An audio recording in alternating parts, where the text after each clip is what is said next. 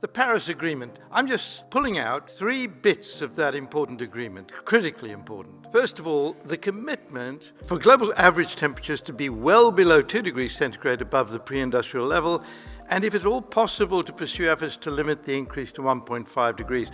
I was one of those who took the British government into the position of supporting the 1.5 degrees as the target, and the reason has now emerged from the IPCC report. Anything above 1.5 is going to create real risks for the management of humanity's future.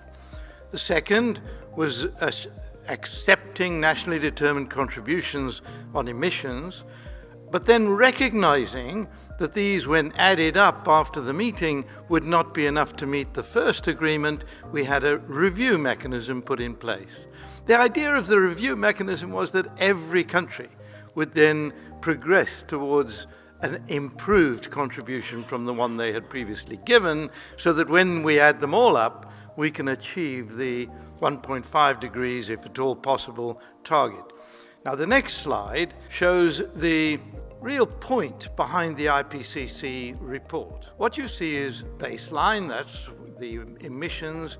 On the vertical axis, we have billions of tons of greenhouse gas as the CO2 equivalent emitted each year, and the horizontal scale is 2010 to 2050. So what we see is the baseline is pretty bad news. Current policy trajectory is better than that. But if you look at the two, the nationally determined contributions all added together, whether you look at the unconditional or the conditional was particularly developing countries saying, if you give us this, we'll do more. Both of them are way out of line with where we would need to be on a 2 degree centigrade pathway into the future, let alone the 1.5 in purple.